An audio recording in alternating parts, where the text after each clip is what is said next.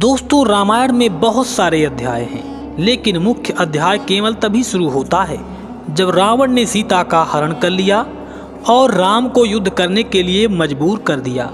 इसके बाद राम रावण का युद्ध हुआ।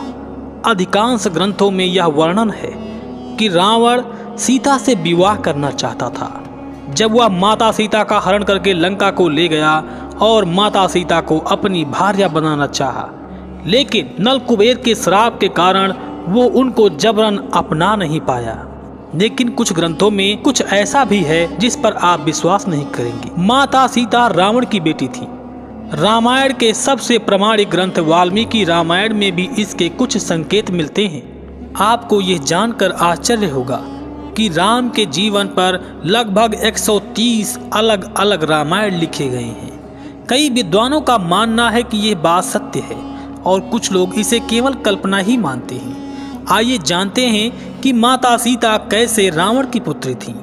इस कथा का उल्लेख वाल्मीकि रामायण के उत्तर कांड में है, जब भगवान श्री राम रावण को मारकर माता सीता को रावण के चंगुल से छुड़ाकर अयोध्या लेकर आते हैं और अयोध्या के राजा के रूप में नियुक्त हो जाते हैं। तो उस समय श्री राम से मिलने के लिए बहुत सारे ऋषि मुनि अयोध्या को आते हैं और उन्हीं ऋषियों में एक थे भगवान अगस्त्य, जो कुंभज ऋषि के नाम से भी जाने जाते हैं। उन्होंने माता सीता के बारे में श्री राम को एक कथा सुनाना शुरू किया।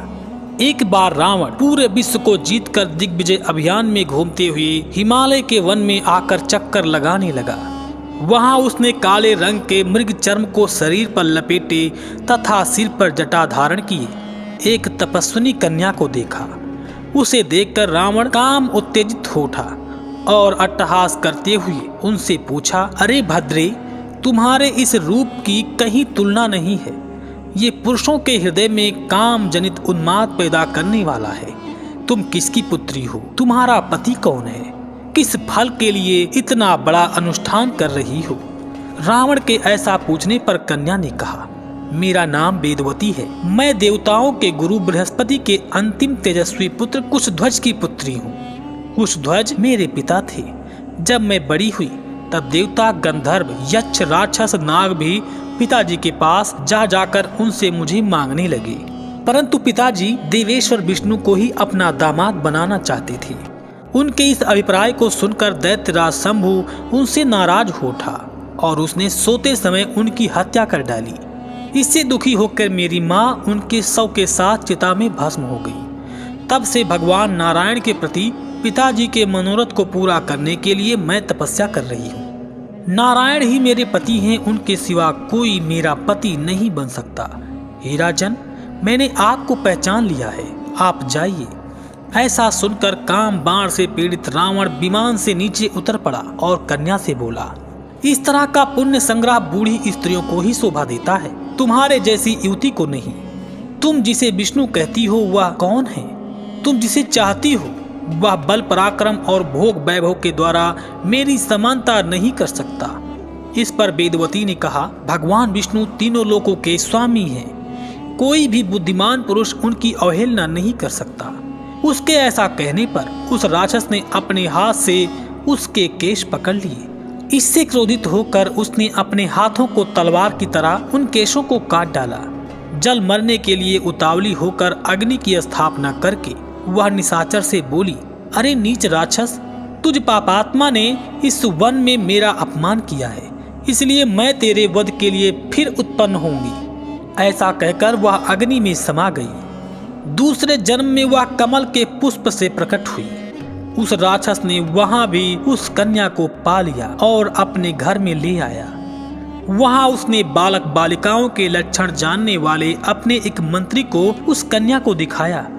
उसके लक्षणों को देखकर वह मंत्री ने कहा, राजन, ये कन्या यदि आपके घर में रही तो आपके वध का कारण होगी। ये सुनकर रावण ने उसे समुद्र में फेंक दिया। वहां से भूमि को प्राप्त होकर राजा जनक को वह कन्या प्राप्त हुई। इसका उल्लेख अद्भुत रामायण में भी है कि दंडकारण्य में श्रावण नाम का एक ब्राह्मण लक्ष्मी जी को हर दिन अपनी बेटी के रूप में प्राप्त करना चाहता था।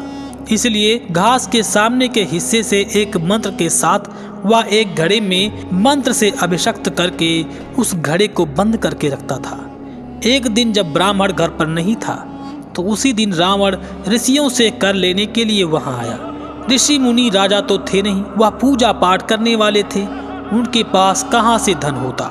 इसलिए रावण ने ऋषियों से उनके खून का कर लिया और जो ऋषि मुनि कमजोर थे उनकी मृत्यु हो गई। रावण जिन ऋषियों का खून का कर लेता था उनका रक्त उस ब्राह्मण के घड़े में डाल देता था। जब वह घड़ा नहीं भरा तो रावण ने उसमें अपना खून डालकर उसे भर दिया। फिर उस खून भरे घड़े को लंका में लेकर आया।